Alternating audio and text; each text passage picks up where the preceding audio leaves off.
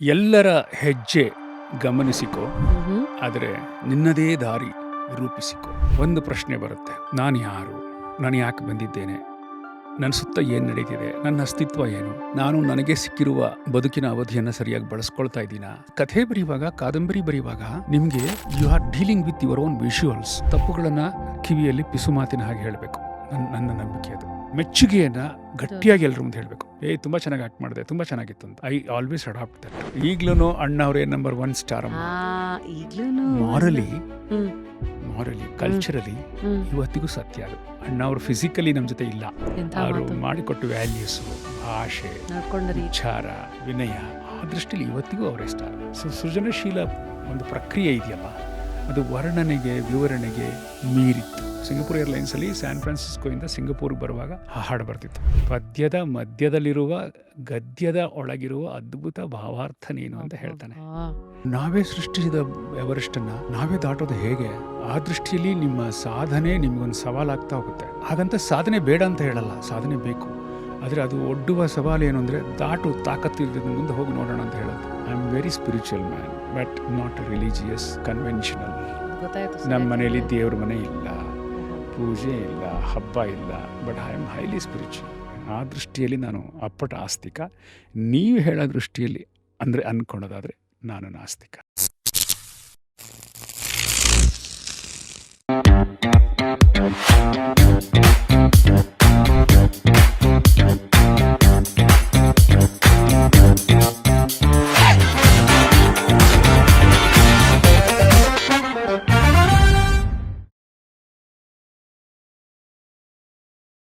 Today on just curious it is ತುಂಬ ಪ್ರೀತಿಯಿಂದ ಚಿಕ್ಕದಾಗಿ ಚೊಕ್ಕವಾಗಿ ಕರಿಬೇಕಂದ್ರೆ ನಮ್ಮ ಮೇಷ್ಟ್ರು ಅನ್ಬೋದು. ಮೇಷ್ಟ್ರೇ Nagathihalli Chandrashekhar sir, welcome to just curious. ಹೇಗಿದ್ದೀರಾ? ಚೆನ್ನಾಗಿದ್ದೀನಿ. ಏನು ತೊಂದರೆ ಇಲ್ಲ. ಮೈ ತುಂಬ ಕೆಲಸ ಹೇರ್ಕೊಂಡಿರೋದ್ರಿಂದ ಚೆನ್ನಾಗಿದ್ದೀನಿ. ನಾನು ತುಂಬ ಯಾವಾಗಲೂ ಕೆಲಸ ಹಾಕ್ಕೊಂಡ್ಬಿಡ್ತೀನಿ, ಹಾ. ಅದರಿಂದ ಚೆನ್ನಾಗಿರ್ತೀನಿ. ಕೆಲಸ ಇಲ್ಲ ಅನಿಸಿದ ತಕ್ಷಣ ಚಡಪಡಿಕೆ ಶುರುವಾಗ್ಬಿಡುತ್ತೆ. So I am fine, perfectly fine. 1958 born ಆಗಿ ಇಷ್ಟು ವರ್ಷ ಏನು ಜೀವನ ನೋಡಿದ್ದೀರಾ. ಮೊದಲನೇದಾಗಿ ನಮ್ಮ ಮೇಷ್ಟ್ರು ಹೇಗಿದ್ದಾರೆ, ಈಗ ಸದ್ಯಕ್ಕೆ ಜೀವನನ ಹೇಗೆ ನೋಡ್ತಾ ಇದ್ದೀರಾ ಸರ್? ಇತ್ತೀಚೆಗೆ ಒಂದು 4 ಸಾಲಿನ ಪದ್ಯ ಬರೆದೆ. ಬಹುಶಃ ಅದರೊಂದಿಗೆ ನಾವು ಚರ್ಚೆ ಶುರು ಮಾಡ್ಬೋದು ಅನ್ಸುತ್ತೆ. ಎಲ್ಲರ ಮಾತು ಕೇಳಿಸಿಕೋ,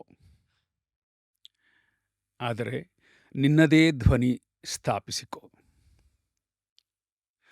ಎಲ್ಲರ ಹಾಡು ಆಲಿಸಿಕೋ, ಆದರೆ ನಿನ್ನದೇ ಕಾವ್ಯ ಸೃಷ್ಟಿಸಿಕೋ. ಎಲ್ಲರ ಹೆಜ್ಜೆ ಗಮನಿಸಿಕೋ, ಹ್ಮ್. ಆದರೆ ನಿನ್ನದೇ ದಾರಿ ರೂಪಿಸಿಕೋ. ಹ್ಮ್. ಇದು ಇತ್ತೀಚೆಗೆ ನಾನು ಯೋಚಿಸಿದ್ದು, ಬರೆದದ್ದು. ಯಾಕಂದರೆ ನಮ್ಮ ಸುತ್ತ ಎಷ್ಟೊಂದು ಸಂಗತಿಗಳು ನಡೀತಿರುತ್ತೆ, ವಿಚಾರಗಳು ನಡೀತಿರುತ್ತೆ. ಎಲ್ಲವನ್ನೂ ಕೇಳಿಸ್ಕೋಬೇಕು, ಆಲಿಸ್ಕೋಬೇಕು, ನೋಡ್ಕೋಬೇಕು. ನೋಡಿಕೊಂಡು ನಮ್ಮದೇ ಆದಂಥ ಒಂದು ಅಸ್ಮಿತೆ, ನಮ್ಮದೇ ಆದಂಥ ಒಂದು ಯೂನಿಕ್ ಆದ ಬದುಕನ್ನು ಅಥವಾ ಸಿದ್ಧಾಂತವನ್ನು ಅಥವಾ ವಿಚಾರವನ್ನು ನಾವು ರೂಪಿಸ್ಕೋಬೇಕು. ಹ್ಮ್. ಆ ದೃಷ್ಟಿಯಲ್ಲಿ ನಾನು ಈಗ ಚಿಕ್ಕದಾಗಿ, ಈಗ ಏನೋ ಮಾಡ್ತಿದ್ದಾರೆ ಹುಡುಗರು, ಶಾರ್ಟ್ ಫಿಲ್ಮ್ ಮಾಡ್ತಾರೆ, ಪುಸ್ತಕ Friends ಬರೀತಾರೆ, ಹ್ಮ್. ಇನ್ನೇನೋ ಮಾಡ್ತಾರೆ, ಏನೋ ಬರ್ಕೊಂಡು ಬರ್ತಾರೆ. ಅದ್ರ ಬಗ್ಗೆ ತುಂಬ ಕ್ಯೂರಿಯಸ್ ಆಗಿ ನೋಡ್ತೀನಿ, ಓದ್ತೀನಿ, ಗಮನಿಸ್ತೀನಿ. ಅತ್ಯಂತ ಚಿಕ್ಕ ಮಗುವಿಂದ ಹಿಡಿದು ಈ ದೊಡ್ಡವರವರೆಗೆ ಯಾವುದಾದ್ರೂ ಕೂಡ ಅದೆಲ್ಲ ಕರಗಿ ಪಾಕವಾಗಿ ನಮ್ಮಲ್ಲಿ ನಮ್ಮದೇ ಏನೋ ಹುಟ್ಟಬೇಕು.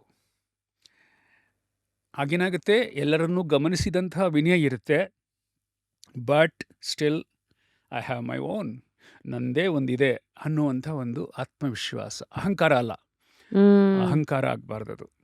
ಅದೇ ಆತ್ಮವಿಶ್ವಾಸಕ್ಕೂ ಅಹಂಕಾರಕ್ಕೂ ಇರುವಂತ ವ್ಯತ್ಯಾಸ. ಬಹಳ ತೆಳುವಾದ ಗೆರೆ. ಸ್ವಲ್ಪ ಆ ಕಡೆ ಹೋದರೆ ಅಹಂಕಾರ ಆಗಿಬಿಡುತ್ತೆ. ಅದು ನನಗೆಲ್ಲ ಗೊತ್ತು ಅಲ್ಲ, ಆದರೆ ನನಗಿದು ಗೊತ್ತು, ಇದು ಸ್ಪಷ್ಟ, ಇದು ಈ ಕ್ಷಣಕ್ಕೆ ಸತ್ಯ, ಈ ಕ್ಷಣಕ್ಕೆ ನನಗಿದ್ರ ನಂಬಿಕೆ ಇದೆ ಅಂತ ಹೇಳೋದು. ಅದಕ್ಕೆ ಆ ಪದ್ಯ ಇತ್ತೀಚೆಗೆ ಬರೆದದ್ದು. ನಾವು ಒಂದು 18-20 ಆ ವಯೋಮಾನದಲ್ಲಿ ಆ್ಯಂಗ್ರಿ ಯಂಗ್ ಮ್ಯಾನ್ ಆಗಿರ್ತಾರೆ. ಹಂಗಿಲ್ಲದೆ ಇದ್ದರೆ ಆಶ್ಚರ್ಯ. ಎಲ್ರಿಗೂ ವ್ಯವಸ್ಥೆ ಬಗ್ಗೆ ಸಿಟ್ಟಿರುತ್ತೆ.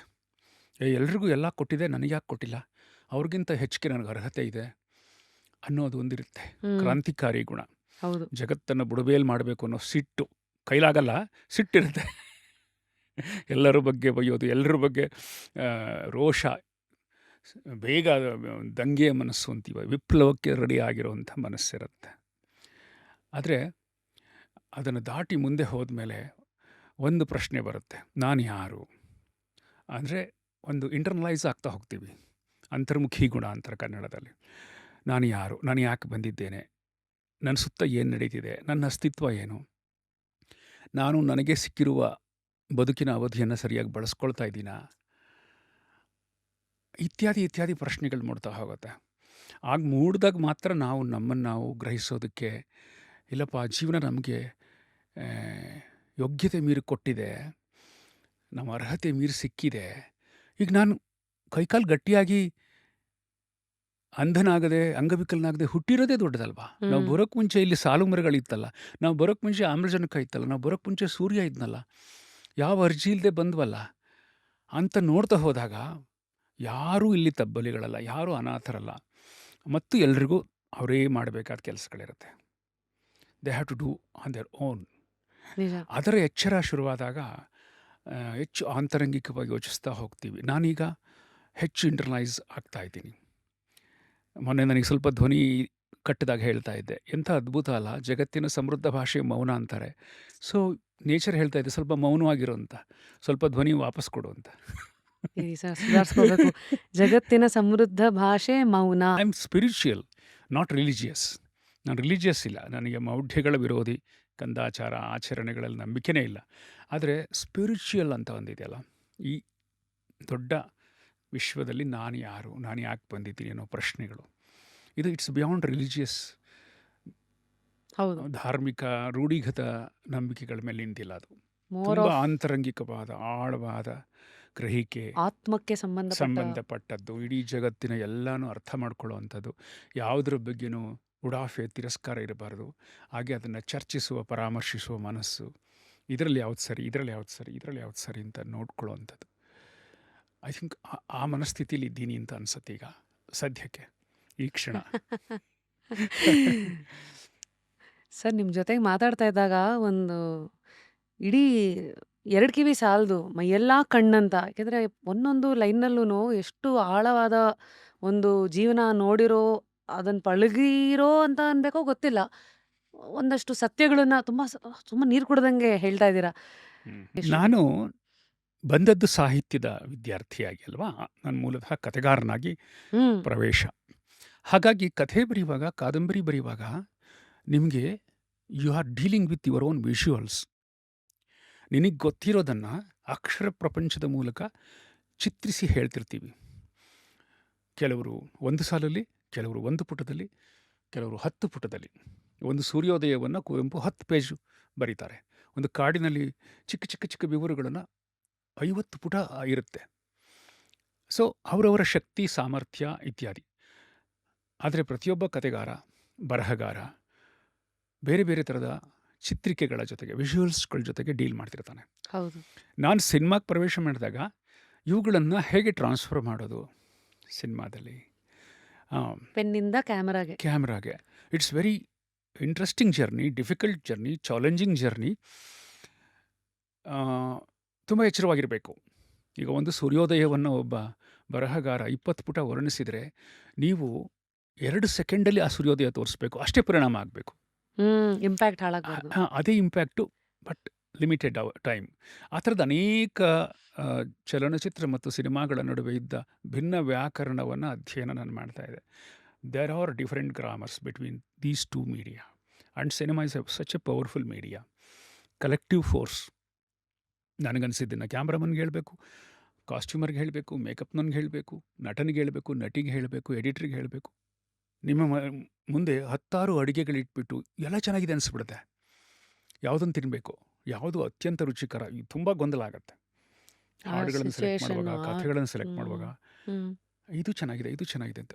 ಆ ಟೈಮ್ನಲ್ಲಿ ಸೋಲು ಗೆಲುವು ಏನೇ ಇರಲಿ, ನಿರ್ದೇಶಕ ಒಂದು ತೀರ್ಮಾನ ತೆಕ್ಕೊಳ್ಳೇಬೇಕು, ಇದೇ ಸರಿ. ಅದು ಅವನ ಹಣೆ ಬರಹ, ಅವನ ಅದೃಷ್ಟ, ಅವನ ಅಗ್ನಿ ಪರೀಕ್ಷೆ ಎಲ್ಲ.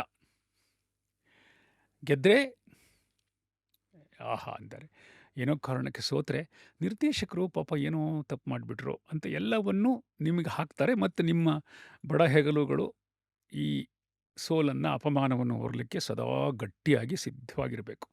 ಅದಕ್ಕೆ ನಾನೇನು ಮಾಡ್ತೀನಿ, ಸಿನಿಮಾ ಸೋಲ್ತಿದ್ದ ಹಾಗೆ ಇದು ಸೋಲು ನಂದು ಅಂತ ಡಿಕ್ಲೇರ್ ಮಾಡಿಬಿಡ್ತೀನಿ. ಬೇರೆ ಯಾರು ತಲೆ ಕೆಡಿಸ್ಕೋಬೇಕಾಗಿಲ್ಲ. ಓಹೋ ಗೆಲ್ತಾ ಇದು ಎಲ್ಲರದು ಅಂತ ಹೇಳಿಬಿಡಬೇಕು. ಸೊ ನೀನು ಸಿನಿಮಾದಲ್ಲಿ ಗೆಲುವನ್ನು ಎಲ್ಲರೊಂದಿಗೆ ಹಂಚಿಕೋ, ಸೋಲನ್ನು ಒಬ್ಬನೇ ಅನುಭವಿಸು, ಸಂತೋಷವಾಗಿ ಅನುಭವಿಸು. ಇದು ದೊಡ್ಡ ಒಂದು ತಿಳುವಳಿಕೆ. ಇದು ಎಲ್ಲರೂ ಬರೀ ಎಲ್ರಿಗೂ ಸಿನಿಮಾಗಷ್ಟೇ ಅಲ್ಲ ಸರ್, ಲೈಫಿಗೂ ಅಪ್ಲೈ ಆಗತ್ತಿದು. ಹೌದು.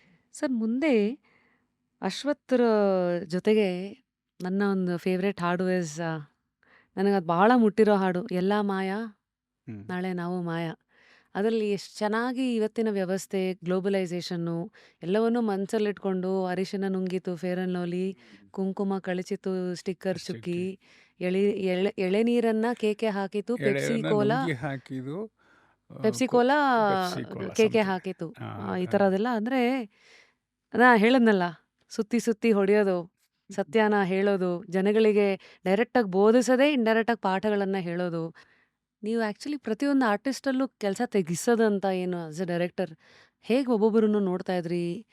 ಆ, ನಿಮ್ಮ ಗುಣ, ಅವರ ಗುಣ, expectations, captain of the ship, plus end of the day ಎಲ್ಲನೂ ನಿಭಾಯಿಸೋದು ನೀವೇ, ತೆಗೆಯೋದು ನೀವೇ, ಏನೇ ಆದರೂ ಎಲ್ಲದಕ್ಕೂ ತಲೆ ಕೊಡೋದು ನೀವೇ. First I will try to create a family atmosphere around us. ಅದು ಒಂದು ನಾನು ಮಾಡ್ಕೊಳ್ತೀನಿ. ಅದರಿಂದ ಏನಾಗುತ್ತೆ, ಈಸ್ ಔಟ್ ಆಗ್ತದೆ ಎಲ್ಲರೂ. ಸ್ವಲ್ಪ ಭಯಂಕರ ಟೆನ್ಷನ್ನಲ್ಲಿರಲ್ಲ. ಸೊ ಕಮ್ಯುನಿಕೇಷನ್ ಸುಲಭ ಆಗುತ್ತೆ. ಒಂದು. ಎರಡನೇದು, ಸೆನ್ಸ್ ಆಫ್ ಹ್ಯೂಮರ್ ಯೂಸ್ ಮಾಡ್ತೀನಿ ನಾನು ತುಂಬ. ಹರ್ಟ್ ಆಗದ ಹಾಗೆ. ಕೆಲವರು ತುಂಬ ಸೂಕ್ಷ್ಮವಾಗಿದ್ದವರು ಚಿಕ್ಕ ಚಿಕ್ಕ ಹಾಸ್ಯನೂ ತಡ್ಕೊಳ್ಳಲ್ಲ.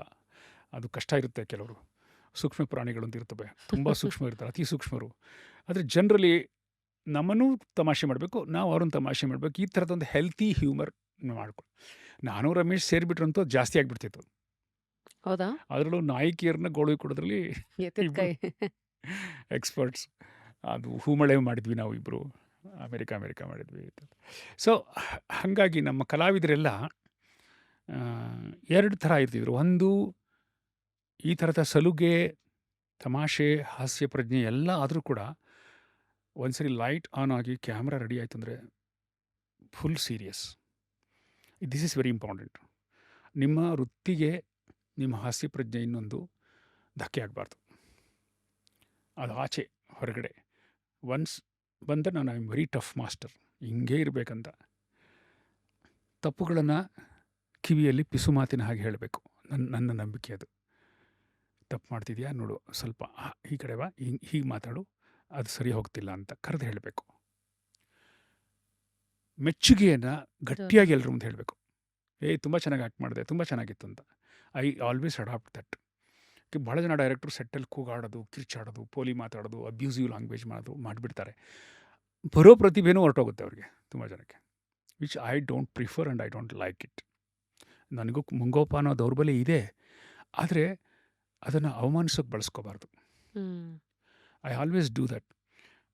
ಅದರಿಂದ ನನಗೆ I was comfortable with Vishnuvardhan, I will comfortable with Amitabh Bachchan, I will comfortable with Ramesh, anybody. ಒಬ್ಬರನ್ನ ಆಯ್ಕೆ ಮಾಡಿದಾಗ ಅವನ ಸಾಮರ್ಥ್ಯ ಗೊತ್ತಿರುತ್ತೆ ನಿಮಗೆ. He is going to justify my role. ಅದೇ ಮೇಯ್ನ್. ಅದು ತಪ್ಪಾದರೆ ಹೋಯ್ತು ಕತೆ. ಅರ್ಧ ಕೆಲಸ ಆಯ್ಕೆನಲ್ಲಿ ಮುಗಿದೋಗುತ್ತೆ. ಅನಂತರ ಅವ್ರನ್ನ ನಮ್ಮ ಒಂದು ಪರ್ಯಾವರಣದಲ್ಲಿ ಕರಗಿಸ್ಕೊಂಡು, ನಮ್ಮ ಕುಟುಂಬಕ್ಕೆ, ನಮ್ಮ ಸೆಟ್ಟಿಗೆ ಬಂದ ಕೂಡಲೇ ಒಂದು ಲಹರಿ ಬಂದುಬಿಡಬೇಕು. Oh, we are going to create something wonderful, ಎಲ್ಲ ಸೇರ್ತಿದ್ದೀವಿ ಅಂತ ಖುಷಿ ಇರಬೇಕು. ಅಲ್ಲಿ ಈಕ್ವಾಲಿಟಿ, ಅದು ಇದು ಪೋಸ್ಗಳು ಅವೆಲ್ಲ ಇರಬಾರ್ದು. ಅದನ್ನು ನಾನು ಕಾನ್ಷಿಯಸ್ಸಾಗಿ ನಮ್ಮ ಸೆಟ್ಸಲ್ಲಿ ನಾನು ಕಾಪಾಡ್ಕೊಂಡಿದ್ದೀನಿ. ಅದ್ರ ವ್ಯಾಪ್ತಿಗೆ ಬರದೇ ಇದ್ದಾಗ ಸಣ್ಣ ಪುಟ್ಟ ಗದರಿಕೆ, ಬೈಯೋದು, ತಿದ್ದೋದು ಮಾಡಿರ್ತೀನಿ. ಬಟ್ ಜನರಲಿ ಎಲ್ಲರೂ they will be part of the family ಥರ ಇರ್ತಾರೆ. ಈಗಲೂ ಅಣ್ಣವರೇ ನಂಬರ್ 1 ಸ್ಟಾರ್ ಅಮ್ಮ. ಮಾರಲಿ ಕಲ್ಚರಲಿ ಇವತ್ತಿಗೂ ಸತ್ಯ ಅದು. ಅಣ್ಣವ್ರು ಫಿಸಿಕಲಿ ನಮ್ಮ ಜೊತೆ ಇಲ್ಲ, ಅವರು ಮಾಡಿಕೊಟ್ಟು ವ್ಯಾಲ್ಯೂಸು, ಭಾಷೆ, ಉಚ್ಚಾರ, ವಿನಯ, ಆ ದೃಷ್ಟಿಲಿ ಇವತ್ತಿಗೂ ಅವರೇ ಸ್ಟಾರ್, ನಂಬರ್ 1 ಸ್ಟಾರ್ ಅಮ್ಮ. ಸೊ ಇಂಥ ಹಾಡುಗಳು ಎಟರ್ನಲ್, ಎಲ್ಲ ಕಾಲಕ್ಕೂ ಉಳಿದು ಬಿಡುತ್ತೆ. ಸಾರ್ವಕಾಲಿಕ ಸತ್ಯ. ಪ್ರೋಸೆಸ್ ಇದೆಯಲ್ಲ, ಅನ್ಎಕ್ಸ್ಪ್ಲೈನಬಲ್ ಅದು.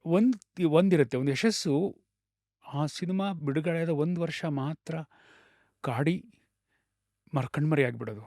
ಅಮೆರಿಕ ಇದನ್ನು ದಯಮಾಡಿ ನೀವಾಗಲಿ ಕೇಳುಗರಾಗಲಿ ಮುಖಸ್ತುತಿ ಅಂದ್ಕೋಬಾರ್ದು. ಇವತ್ತಿಗೂ ಅದ್ರ ಬಗ್ಗೆ ಮಾತನಾಡ್ತಾರೆ ಜನ. ಇವತ್ತಿಗೂ ಯಾವ ಮೋಹನ ಮುರಳಿನ ರೀಲ್ ಮಾಡೋದು, 100 ಜನ್ಮಕ್ಕೂ ಅದ್ರ ಬಗ್ಗೆ ಸೋಷಿಯಲ್ ಮೀಡಿಯಾದಲ್ಲಿ ಮಾಡ್ತಾರೆ. Cult movie, classic movie, classic movie ಅಂತ ಒಂದು ಅಭಿಜಾತ ಚಿತ್ರವಾಗಿ ಅದು ಉಳ್ಕೊಂಡ್ಬಿಡ್ತು. ಆ ಕ್ಷಣಕ್ಕೆ ಓಡಿದ್ದು ದುಡ್ಡು ಮಾಡಿದ್ದು ಬೇರೆ. ಅದಕ್ಕೊಂದು ಕಾಲಾತೀತ ಗುಣ ಅಂತ ಹೇಳ್ತಾರೆ, ಟೈಮ್ಲೆಸ್ ಆಗುವಂಥದ್ದು. ಅದು ಅಮೆರಿಕ ಚಿತ್ರಕ್ಕೆ ಒದಗಿ ಬಂತು. ಅಷ್ಟೇ ಎಫರ್ಟ್ ಹಾಕಿ ನಾನು ಮಾತಾಡ ಮಲ್ಲಿಗೆ ಮಾಡಿದ್ದೆ. ನಿಜವಾಗಿ ಗಣಿಗಾರಿಕೆ ವಿರುದ್ಧ. ಅಷ್ಟೇ ಎಫರ್ಟ್ಸ್, ಅಷ್ಟೇ ಶ್ರಮ, ಅಷ್ಟೇ ಇದು. ಆ ಮಟ್ಟಕ್ಕೆ ಹೋಗಲಿಲ್ಲ ಸಿನಿಮಾ. ಇದು ವಿಚಿತ್ರ. ಅಂದರೆ ಎಷ್ಟೋ ವಿಷಯಗಳು ನಮ್ಮ ಕೈಲಿ ಇರಲ್ಲ ಅನ್ನೋದಕ್ಕೆ. ನಾನು ಮಾಡಿದೆ, ನಾನು ಕ್ರಿಯೇಟಿವ್ ಡೈರೆಕ್ಟರ್ ಅಂತ ನಾವು ಅನ್ಕೋತೀವಲ್ಲ, ಎಲ್ಲ ನಮ್ಮ ಕೈ ಇರಲ್ಲ. ಅದಕ್ಕೆ ಭಗವದ್ಗೀತೆಯ ಮಾತಿದೆಯಲ್ಲ, ನಿನ್ನ ಕರ್ಮವನ್ನು ನೀನು ಮಾಡು, ಫಲಾಫಲಗಳನ್ನು ನನಗೆ ಬಿಡು ಅಂತ ಹೇಳ್ತಾನಲ್ಲ, ಆ ಸಾಲು ಚಿತ್ರರಂಗಕ್ಕೆ ತುಂಬ ಅನ್ವಯ. ಫಲಾಫಲಗಳನ್ನು ನನಗೆ ಬಿಡು ಅಂತ ಪ್ರೇಕ್ಷಕ ಹೇಳ್ತಾನೆ ಅಷ್ಟೇ ಇಲ್ಲಿ. ನೀವು ಧ್ಯಾನ ಎಲ್ಲ ಮಾಡ್ತೀರಾ ಸರ್? ಅಂದ್ರೆ ಮೆಡಿಟೇಷನ್? ಬಿಕಾಸ್ ನಿಮ್ಮನ್ನು ನೋಡಿದ್ರೆ ತುಂಬಾ ಗಾಡ್ ಫಿಯರಿಂಗ್ ಅಂತ ಅನ್ಸಲ್ಲ. ದೇವ್ರು ನಂಬ್ತೀರಾ? ನನ್ನ ದೇವರು ಬೇರೆ, ನಿಮ್ಮ ದೇವರಲ್ಲ. ನನ್ನ ದೇವರು ನಿರಾಕಾರ, ಅವನಿಗೆ ಆಕಾರವೇ ಇಲ್ಲ. I am very spiritual man, but not a religious conventional. ಅದು ಗೊತ್ತಾಯ್ತು ಸರ್. ನಮ್ಮ ಮನೆಯಲ್ಲಿ ಯಾಕೆಂದ್ರೆ ದೇವ್ರ ಮನೆ ಇಲ್ಲ, ಓಹೋ, ಪೂಜೆ ಇಲ್ಲ, ಹಬ್ಬ ಇಲ್ಲ, but I am highly spiritual. ಯಾವತ್ತು ನೀವು ಐ ದೇವರು read my books, I go to my village, I serve my village. ನಮ್ಮ ಹಳ್ಳಿಲಿ ಏನೇನೋ ಒಂದಷ್ಟು ಕೆಲಸ ಮಾಡ್ತೀನಿ. ನಮ್ಮ ಸ್ಕೂಲ್ಗೆ, ಗೌರ್ಮೆಂಟ್ ಸ್ಕೂಲ್ಗೆ ಓದಿದ್ದು, ಆ ಸ್ಕೂಲಲ್ಲಿ I to little service to my village.